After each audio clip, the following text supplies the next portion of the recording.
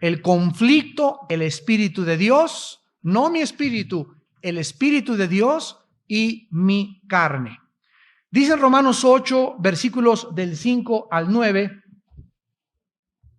porque los que son de la carne piensan en las cosas de la carne, pero los que son del Espíritu en las cosas del Espíritu. Porque el ocuparse de la carne es muerte, pero el ocuparse del Espíritu es vida y paz. Por cuanto los designios de la carne son enemistad contra Dios, porque no se sujetan a la ley de Dios, ni tampoco pueden. Y los que viven según la carne no pueden agradar a Dios. Mas vosotros no vivís según la carne, sino según el Espíritu, si es que el Espíritu de Dios mora en vosotros. Y si alguno no tiene el Espíritu de Cristo, no es de él. Versículo 13. Porque si vivís conforme a la carne, moriréis. Mas si por el Espíritu hacéis morir las obras de la carne, viviréis. En esta mañana, el mensaje que contiene el capítulo 8 de Romanos no va a ser para los tímidos ni para los débiles. Porque si alguno de ustedes no le gusta enfrascarse o no se ha enfrascado en la lucha espiritual, en la guerra espiritual, nunca podrás comprender las cosas del Espíritu. Cuando nosotros iniciamos la vida cristiana, comenzamos a recibir una revelación que no se encuentra en ningún libro de literatura, ni de misticismo, ni de esoterismo en ninguna biblioteca del mundo. Porque las cosas del Espíritu nos las revela el Espíritu a través de la Biblia. Pero para que yo pueda recibir las cosas del Espíritu y conocer las cosas del Espíritu y comenzar a conocerme a mi propia persona, necesito entender que hay una parte que me corresponde hacer y es luchar espiritualmente.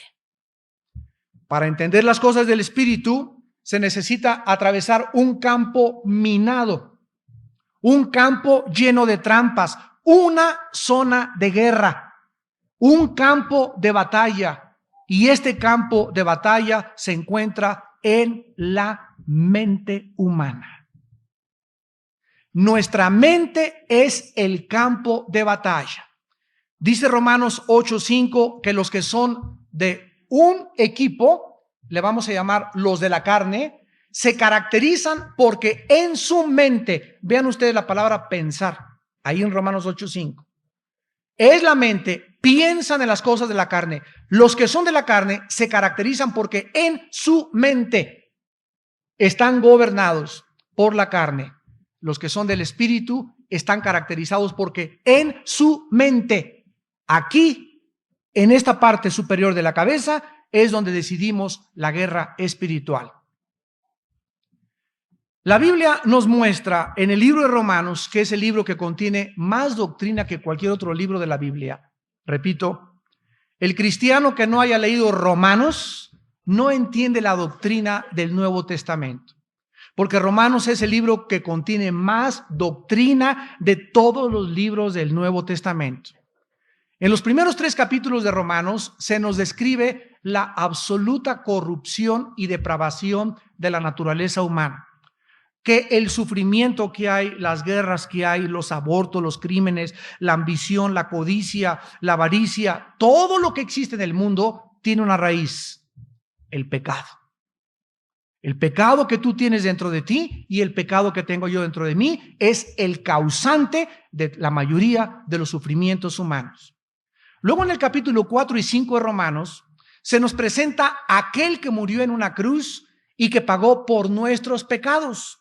Y al pagar por nuestros pecados nos muestra la Biblia que Cristo nos ha liberado de la paga de la condenación del pecado. Romanos 8:1, ningún juicio hay, ninguna condenación para los que están en Cristo Jesús.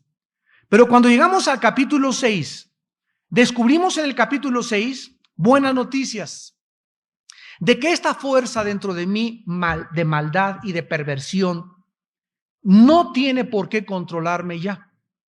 Antes fui a Alcohólicos Anónimos, a Neuróticos Anónimos, a quién sé cuántos anónimos hay ahorita, y todos son organizaciones pues loables, ¿verdad? Altruistas que quieren ayudar a algo para cortarle al hombre solamente las ramas.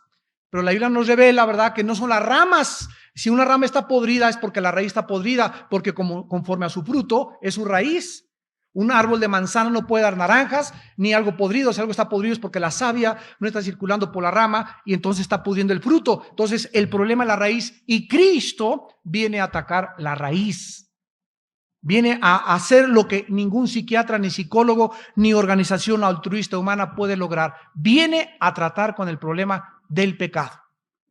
Dice en Romanos capítulo 6, versículos del 12 al 14: no reine pues el pecado en vuestro cuerpo mortal, de modo que lo obedezcas en sus concupiscencias.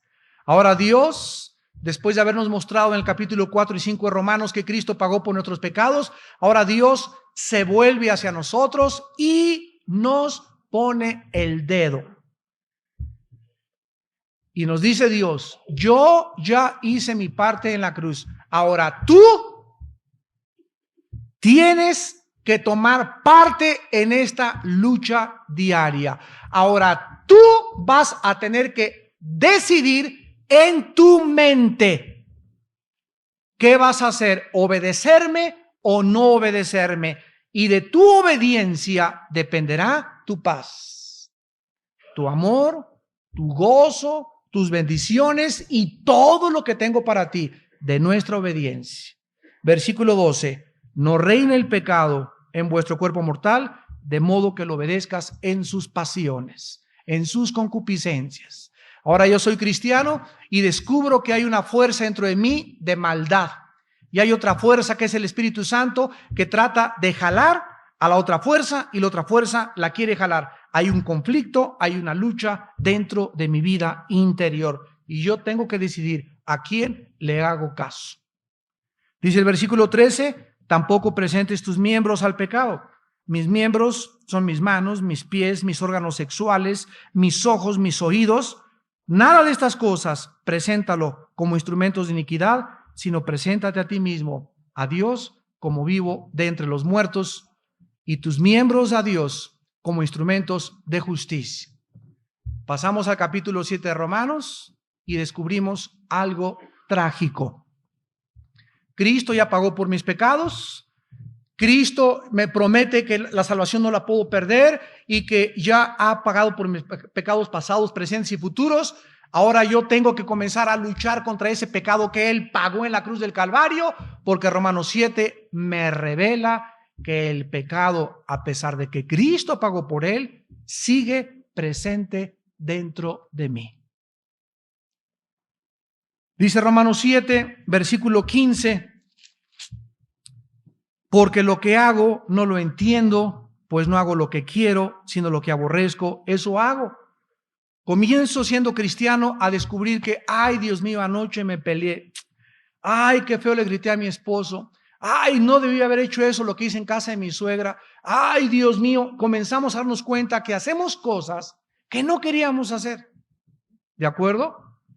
Pero que si yo las hice es porque me doy cuenta que me falta mucho dominio propio. Si las hice es porque me falta mucho gobierno en el espíritu. Porque si en ese momento yo hubiera estado en el espíritu, no hubiera hecho lo que hice. Comenzamos a hacer lo que no queremos hacer. Y dice el versículo 15, porque lo que quiero no lo hago, sino no hago lo que quiero, sino lo que no quiero hacer, lo que aborrezco, eso hago. Versículo 24, miserable de mí, ¿quién me librará de este cuerpo de muerte?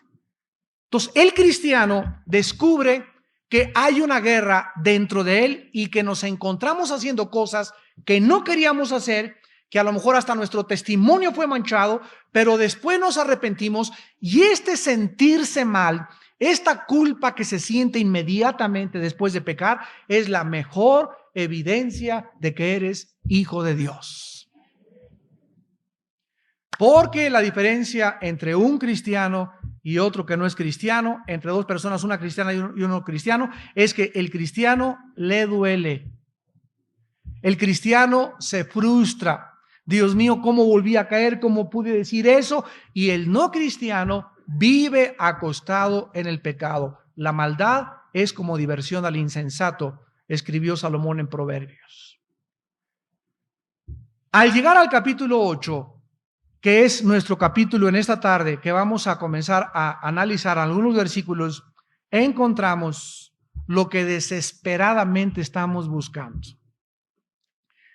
Hace algunos versículos dijimos, miserable de mí, ay Dios mío, yo quisiera ser ángel, Padre. ¿Por qué no me hiciste ángel cuando me convertiste, Señor? Mira, ay, hay tanta maldad dentro de mí, me doy asco yo misma, yo mismo, Padre Santo, ya no quisiera, miserable, ¿cuándo voy a dejar de pecar? Al llegar al capítulo 8, descubrimos que no existe dentro de nosotros ningún poder ni fuerza de voluntad que pueda ayudarme a dejar de hacer lo que no quiero hacer.